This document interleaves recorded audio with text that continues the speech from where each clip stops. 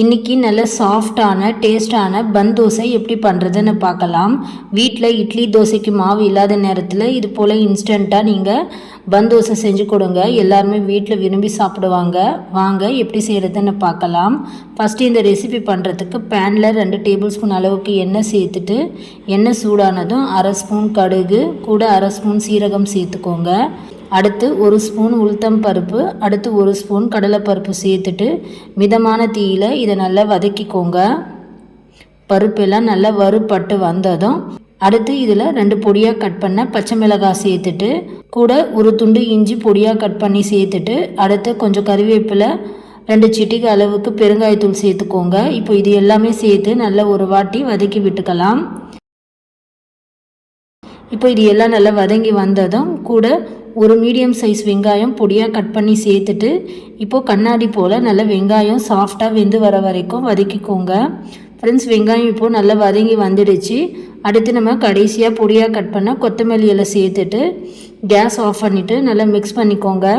இப்போது இந்த தாளிப்பு ஒரு பக்கம் நல்லா ஆறிட்டு இருக்கட்டும். அடுத்து ஒரு மிக்சி ஜாரில் 1 கப் அளவுக்கு ரவை சேர்த்துக்கிறேங்க. சேர்த்துட்டு அடுத்து அதே கப் அளவுக்கு நம்ம 1/4 கப் அளவுக்கு அரிசி மாவு சேர்த்துக்கலாம். கூட அதே 1/4 கப் அளவுக்கு நல்ல கெட்டியான தயிர் சேர்த்துக்கிறேங்க. அடுத்து அதே கப் அளவுக்கு ஒரு 1/4 கப்பு தண்ணி சேர்த்துட்டு இப்போ இதை நல்லா பேஸ்ட்டாக அரைச்சிக்கோங்க. அரைக்கும்போது கூட கொஞ்சம் தண்ணி தேவைப்பட்டால் சேர்த்து அரைச்சிக்கோங்க. பாருங்கள், இந்த அளவுக்கு நல்லா திக்காக கெட்டியாக இருக்கணும். இப்போ நம்ம அரைச்ச இந்த மாவை நம்ம ஒரு பவுலில் மாற்றியாச்சு. கொஞ்சமாக நம்ம மிக்சி ஜாரில் தண்ணி சேர்த்துட்டு இதில் சேர்த்துக்கலாம். நல்லா இட்லி மாவு பதத்துக்கு திக்காக கரைச்சிக்கோங்க. ரவை நல்லா ஊறி வரும்போது இன்னும் திக்காக கெட்டியாக கிடைக்கும். மாவு நல்லா கலந்ததும் அடுத்து நம்ம வதக்கி ஆற வச்ச தாளிப்பு இது கூட சேர்த்துக்கலாங்க. சேர்த்துட்டு கூட கொஞ்சமாக உப்பு சேர்த்துக்கோங்க. இப்போ இது எல்லாமே சேர்த்து நம்ம கலந்துக்கலாம். மாவு கொஞ்சம் லைட்டாக புளிச்சு வரணும். தயிரெல்லாம் சேர்த்துருக்கிறதுனால ரவையெல்லாம் தயிரோடு சேர்ந்து நல்லா ஊறி வரத்துக்கு ஒரு 10 நிமிஷம் அப்படியே நல்லா ஊறி வரட்டும். 10 நிமிஷம் கழிச்சதும் பாருங்கள், மாவு நல்லா இன்னும் கெட்டியாக திக்காக இருக்கும். முன்னே நம்ம கரைச்சி வச்சதை விட மாவோட பதம் பாருங்கள் கொஞ்சம் நல்லா திக்காக இருக்குது. இப்போது இது கூட ஒரு 2 சிட்டிகை அளவுக்கு சோடா உப்பு சேர்த்துக்கோங்க. சோடா உப்பு சேர்க்கும்போது தோசை நல்லா பொங்கி நல்லா சாஃப்டாக வரும். இது கூடவே நம்ம கொஞ்சமாக 1 ஸ்பூன் அளவுக்கு நம்ம தண்ணி சேர்த்துட்டு இப்போ இது எல்லாமே சேர்த்து ஒரு வாட்டி நம்ம மிக்ஸ் பண்ணிக்கலாம். இப்போது நமக்கு பன் தோசைக்கு மாவு ரெடியாக இருக்குது. இது போல் ஒரு தாளிப்பு கரண்டியில் 1/2 ஸ்பூன் அளவுக்கு நான் எண்ணெய் சேர்த்துருக்கேங்க. உங்ககிட்ட ஆப்பக்கடாய் இருந்தால் கூட அதில் செஞ்சுக்கலாம். இது போல் ஒரு சின்ன தாளிப்பு கரண்டியில் நம்ம எண்ணெய் சூடானதும் ஒரு 2-3 கரண்டி அளவுக்கு நான் மாவு சேர்த்துருக்கேன். இப்போது இதை மூடி போட்டு 2 நிமிஷம் அப்படியே லோ ஃப்ளேமில் வேக வச்சு திருப்பி போட்டுக்கோங்க. பாருங்கள், ஒரு பக்கம் நல்லா செவந்து வெந்திருக்கு.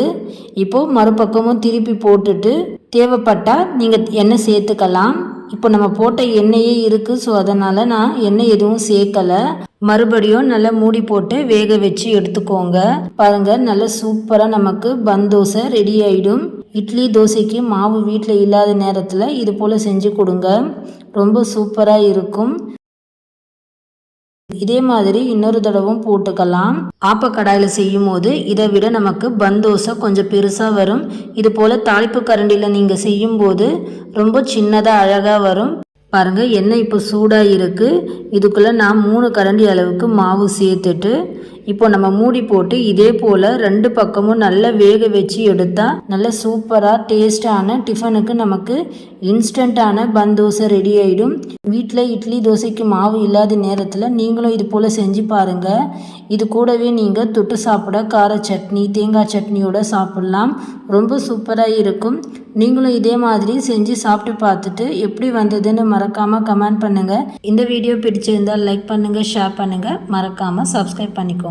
Thanks for watching.